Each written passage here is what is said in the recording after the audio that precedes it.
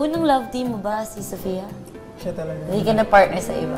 Hindi, kasi parang, hindi pa na after kasi ng Starstruck, talagang dami din naging problem ng family namin.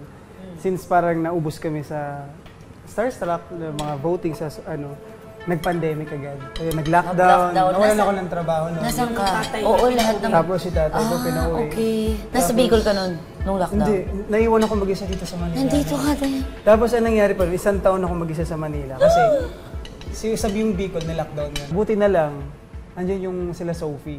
Doon kami nag-ano ni Sophie na, since parang naging guardian ko yung mami niya. Si tita. Siya lang yung nagdadala ng pagkain sa akin. Oo, ganun pala yung love story niyo. Love story.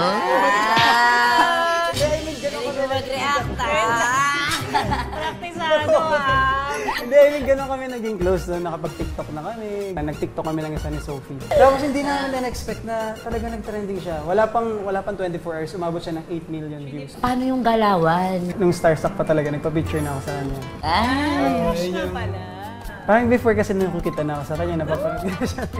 Bakit kasi may mga red? Hindi ako sa'yo, tapos nagpa-picture ako sa kanya. Kinikilig yung mga ate mo. Tapos parang sinabi ko sa kanya na mag-TikTok kami. Tapos yun na nga, nag-trending yung TikTok. Tapos sabi ko, gawa pa tayo since pandemic naman. Gawa tayo ng maraming content. Pumayag naman siya di ba? Pumayag siya. Sabi ni, nanliligaw ka na daw eh. Hindi, alam ni mami niya na gusto ko si Sophie na anytime na pumayag si mami na ligawan ko siya, liligawan ko siya. Formally.